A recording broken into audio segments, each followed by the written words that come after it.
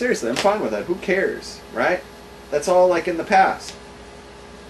Hey, look, I don't have a perfect slate.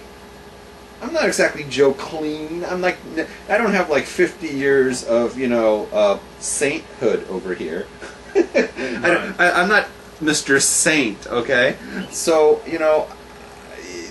if some woman was to say, hey, oh, I'm not going to be with Rabbi Rabs because, he's got like XYZ that, he doesn't even go to shul, right? Right. If they're judging me like on a scale of they put the bar high and they expect perfection, right? So then I don't have a chance, right? So you got to be lenient. It doesn't matter to me. The important thing is that she's only going to be with me once we get married. Like, I thought it wouldn't bother me either. I was dating this ex-porn star. Okay. So she was out of the business. She'd been tested. She was totally clean. Like, she was 21. She was enthusiastic. Right. Like, she was very skilled. Like, she was a really sweet girl. I really liked her. And we had a great love life. But it kind of bothered me as I was going around the industry doing my reporting, blogging thing. I'd keep, running into guys who'd had her. And like I was telling a friend, like, she did some videos with 2 black guys. Okay. My friend said, well, at least she isn't racist. But it really started to wear on me. Right. Well, this and is like okay. Some of the modeling agencies, they still had up her photos, and she thought, oh, but I think they look pretty. All right. And so yeah, it kind of got to me. So like there have even been occasions when I've been looking for a little inspiration online, and like there she is. Right. Turned out by. Okay, wait a second. That's a little bit different. Yeah, that's different. Let me just clarify here. Yeah. If you were to tell me like, oh, there's like 40 guys that have been with her, right? You said 44 guys have been with her. Yeah, 15 recorded on film. Didn't know that part. That's going to bother me, and I'll tell you why. Because I don't want. When you get a show. Yeah, it's like I don't want. It's one thing that there's 40 other guys on the planet who know what she looks like in bed, right? Yeah. They know what she looks like naked, right? I can get over that because I'm not going to come into contact with those 40 guys, probably. Right. It's like I'm not going. What if 2 of them live in your apartment complex? That's not going to work. See, that's a whole different thing. Let's say like she was only ever with one guy. But he lives in your complex. No, but it's like my nephew, right? She's only been with my nephew, right? Or who's your dad? No, that's just gross. Okay, that's my mom. My dad's only. Ugh, don't even go there. Sorry. Okay, but let's say like my nephew's ex-girlfriend hit on me. Yeah, okay? Yeah. That would bother me, okay? Not like that was the only guy she ever been with, right? Let's just say. And I'm not saying my nephew ever was with her in that kind of capacity. I'm just saying, for the hypothetical, right? Right. I wouldn't be comfortable with that just because it's like that one guy is like my nephew. You know what I'm saying? Yeah. So it's a little different, right? Yeah. Like, so it's not the number, it's like who and the what. The context is more important, right? So like if she's an ex-porn star and her pictures and her photos and her videos are all over the net and she walks down the street and everybody's like, Chuckling. I would have a problem with that. You know what I mean? However, I want to say this. I dated a ex-stripper. I told you about that. Mm-hmm. Who did Baal Tshuva thing. She went to yeshiva and the whole thing. Yeah. That did not bother me at all. So she's done lap dances and she's been in guys' laps before, right? Yeah. But there's nothing out there. It's only in their heads, right? There's nothing out there in black and white, like, that I know of. I mean, maybe somebody filmed something or something. You know what I mean? Yeah. But there's nothing like, that's like, it's going to constantly be out there all the time, and that might get on my nerves. So it's not the number of the guys, it's the context of what's involved. Does that make sense? Yes. Okay, good. So shall we transition to prohibition? Oh, okay. So you understand what I'm saying, that the things you're doing are driving a nail into your chances of getting married. Things to think about. I know that when you get up on that stage at the Mark, and you tell yourself, oh, I'm not going to talk about any of my sex experiences, that will last about 15 minutes.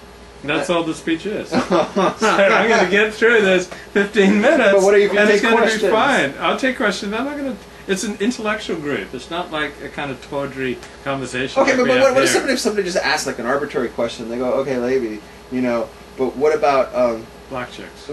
What about if, I gotta go to the thing and I'm gonna ask you? Luckily, it's for people under 45. So. Oh, is it really? Yeah. Okay.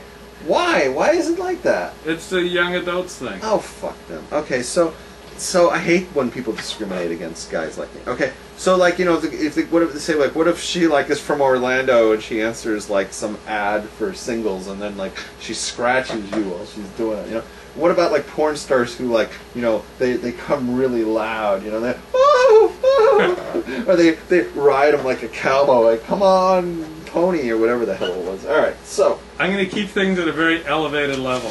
Okay. All right, who's in the? Let's say hello out to everybody. Hey Hector. Hey D-Medic. Hey Brandon.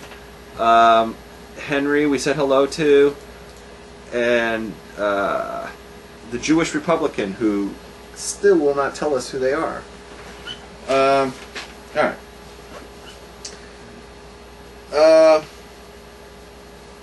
Did I get everybody? Yeah, Brignani. Brignani, that's Hector, Brandon, Henry, D-Medic, and somebody else called Jewish Republican who refuses to reveal who they are, and I don't know who that is.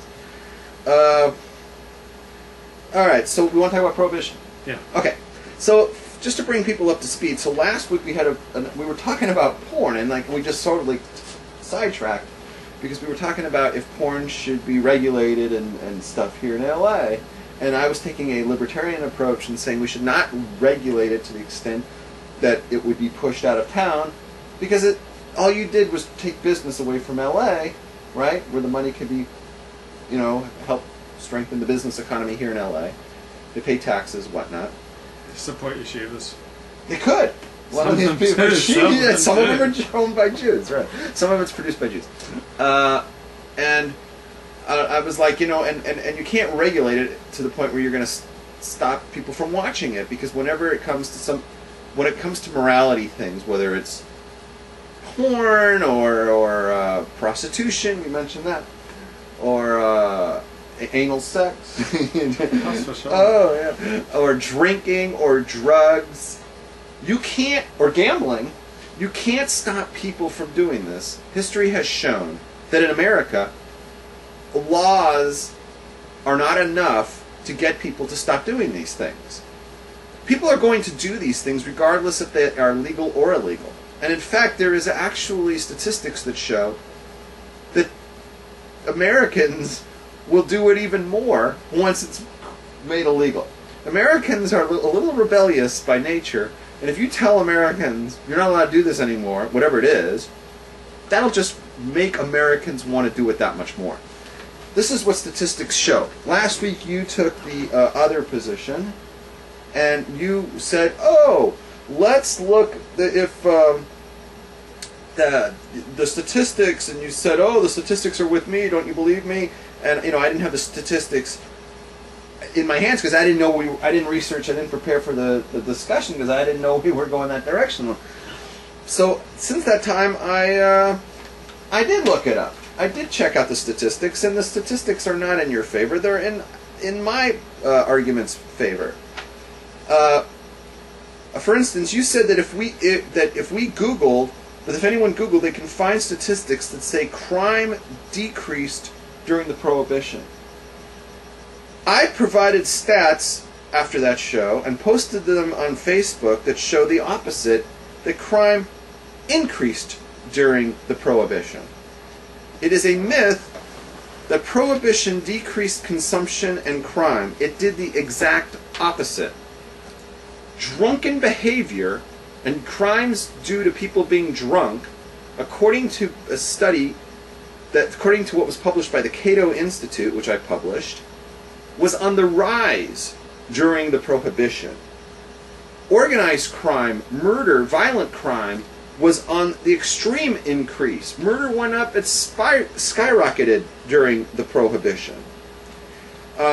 Consumption did not decrease, it in many ways increased. There were more speakeasies per town than there had ever been legal bars before. That was very common. There was more people drinking, and though some statistics show that the amount of alcohol